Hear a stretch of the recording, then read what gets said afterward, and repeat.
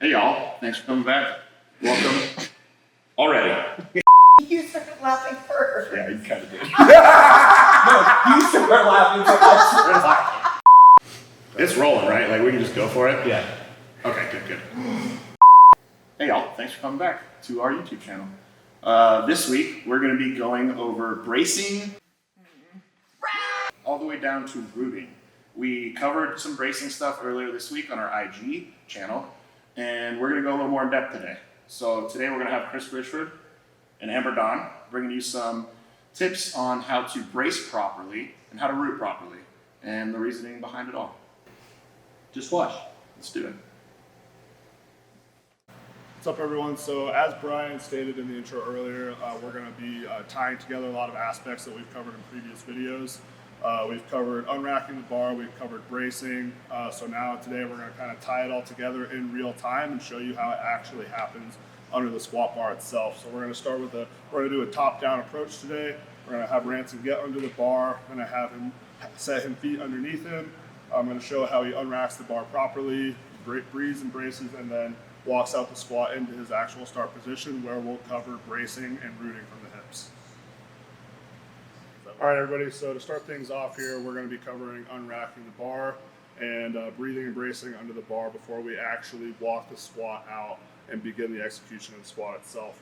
It's really, really important to remember that all these things that we talk about, they start before the actual lift itself begins. The more that we focus on the setup, you're going to find that you have to cue the actual execution of the lift itself less and less. So I'm going to have Ransom set up normal here. We're going to cover a few key points of unracking the bar, and then we're going to go into the actual bracing and rooting from the hips before the start of the lift itself. So I'm going to have Ransom get under the bar here.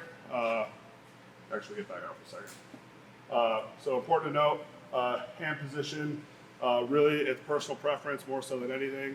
If you find that you are in a position where you're really trying to jam yourself into that low bar position and it's really, really uncomfortable, then that grip might be a little bit too narrow for you, and you are also lacking some sort of shoulder mobility. So Ransom having a pretty large frame in his upper body and also lacking shoulder mobility, he's going to take a pretty wide grip. In a later video, we will cover different variations of hand placement as far as like thumb over the bar, falcon grip, those sorts of things. We're going to cover that in a later video. So for today, he's just going to use his normal grip, really wide hand placement. So he's going to slowly get under the bar here. He's going to pull that bar down into that low bar position, getting the lats turned on to help stabilize everything. Then he's going to bring his feet underneath him, about shoulder width apart. And you notice that if he unracks the bar, he's using his quads to unrack the bar. Common thing we'll see here is a lot of people will have their feet set back a little bit behind them, and they're going to actually good morning the bar out of the rack. That is not what we want to do. You're not starting your squat in an ideal position by doing that. So hips directly underneath you, feet shoulder width apart, unrack the bar with the quads. So now that we have foot placement handled, we're going to talk about tensioning into the bar and head position. So before Ransom unracks the bar, what I'm going to have him do here is he's going to have his head straight forward. All right, he's going to act as if he's having a conversation with somebody at eye level. We don't want to start the squat with our head down. Okay, head down, shoulder is going to be rounded over, upper back rounded over. Not an ideal position to start your squat in. So head straight forward. As he slowly starts to tension into that bar, he's going to exhale out of his mouth as much as he can. What that's going to do is that's going to help draw his ribs down. And if you watched our bracing video that we covered last week on Instagram, drawing your ribs down is a very essential part of bracing. So I'm going to have Brian's going to come in here and help us demonstrate what this actually looks like. So Ransom's going to exhale out of the mouth as much as you can. You can see the ribs down or drawing down, and he's going to inhale through the nose as much as he can. Good. You can see that he's getting a lot wider here. He's not just flexing his abs. He's using his diaphragm to help expand his torso as much as he can. There's a lot of different ways you could think of describing this. You could tell yourself to get wide or get fat, get as fat as possible. That's what we're trying to do, because you have to remember we're going to have a belt on as well when we're doing this under a squat bar. So exhale out of the mouth, draw the ribs down, breathe in through the diaphragm. get that belly nice and wide, and then he's going to slowly push into this bar. He's going to tension into it and then unrack it nice and slowly. A lot of people, what they'll do here, re-rack it real quick, is they'll pop the bar out of the rack. And if you have 600, 700, 800 pounds on here, you're going to get a lot of whip out of that bar, and that's going to make it really, really difficult to maintain that brace that you just set. So I like to tell people to imagine as if you're tensioning into the squat bar, as if you're pulling slack out of the bar for the deadlift. So you want to push in slowly, get that slack out of the bar, and then break on the pick nice and controlled. So back on the bar. Everything we just covered, feet shoulder width apart, hips directly underneath you, unracking the bar with the quads, exhale out of the mouth, inhale through the nose, get that diaphragm nice and full, tension into the bar slowly, nice and controlled pick, and then we're going to take 2 or 3 short steps to walk back into our start position for the squat. Good. So the shorter the steps on your walk out, the better. If you take wide steps, come back. So on our bar, take a wide step. All right, if you take a wide step like that, you're going to find that you're losing a lot of the positioning in your torso itself, and you're gonna feel a lot more unbalanced. So short steps, 2 to 3 steps, and then we'll be able to go into actual bracing before the execution of the squat itself. All right, so we just covered breathing and bracing and proper unrack. So Amber is just going to go through all of that as if she was the one who demonstrated it before. Now she's in position to breathe and brace and set everything to actually go into executing the squat itself.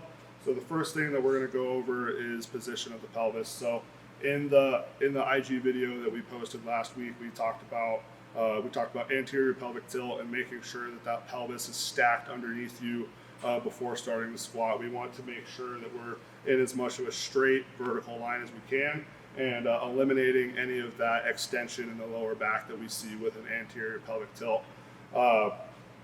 So in that video, when I talked about anterior pelvic tilt, I was talking about a cue where we imagine that the pelvis is a bowl of water, and we want to keep that bowl of water from tipping forward or backwards. We don't want to spill any water out of it, so we want to try to keep it flat and neutral as much as we can. A different way to actually think about that, if we were to watch Amber from the side here when trying to set that position, is taking your glutes and actually trying to squeeze them together instead of trying to squeeze your glutes forward, which is going to cause extension of the hip. We can squeeze the glutes together, and that's going to actually force the pelvis to roll this way and give us that neutral position that we're looking for. So to expand on anterior pelvic tilt a little bit more and how we can identify it when we see it in heavy low bar squats. When Amber goes down into the squat itself, and if she were to have an anterior pelvic tilt or extension in the low back, when she were to come out of the hole, you're going to see 2 things. You're going to see excessive knee cave, and you're going to see her hips shoot back. This is commonly known as a stripper squat, where the hips shoot back and it kind of turns into a good morning. So, yep, knees cave in, hips shoot back. This is due to anterior pelvic tilt, so that is why we obviously don't want to do it. So Amber, tilt that pelvis underneath her, squeeze her glutes together. Good. And now we're ready to go into actual bracing for the squat. Now you're all ready to squat, and we're actually going to talk about rooting through the hips. The reason we like to keep rooting through the hips rather than say rooting through the feet is because a common thing you might see is when you are told to root through the feet is oversupination.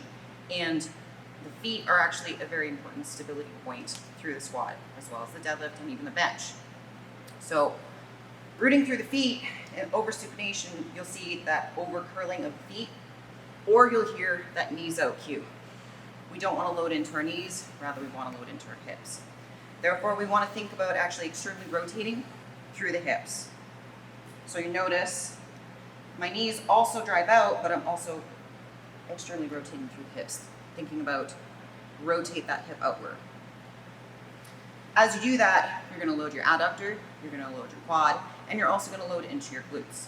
Very important strength points in the squats. From that point, we can then squat.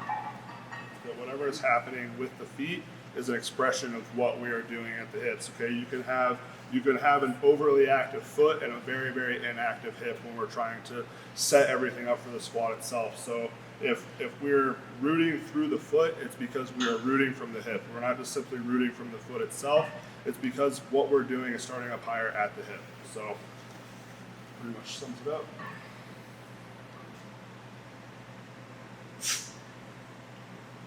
All right, so to tie everything together here that we talked about and everything that Amber just explained, so we're ready, we've unracked, we walked out the bar, we're getting ready to execute the squat. So we've inhaled through the nose, we've drawn the ribs down, we've filled our diaphragm, we're bracing through our core, we're not simply just flexing our abs, we're bracing through our entire core. As we get down into the hips, we have the pelvis stacked directly underneath us, right? We have our glutes squeezed together. We have that pelvis nice and neutral underneath us. No extension through the low back. As we get down into the hips and the feet, all right, we have a good tripod through our feet, nice 3 points of contact. We're focusing on driving down through our big toe, and we're focusing on pulling the heels together. That's going to make sure that we have the quads and the adductors turned on, and then we're going to think about actually rotating through the hips. The same actions that you hear when we talk about spreading the floor with our feet or twisting out or trying to rip the floor open.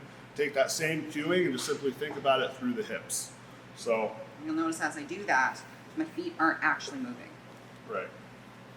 So now that she's done that, big toe driven into the floor, pulling the heels together to turn those adductors on, rooting through the hips, we're actually ready to execute the squat itself.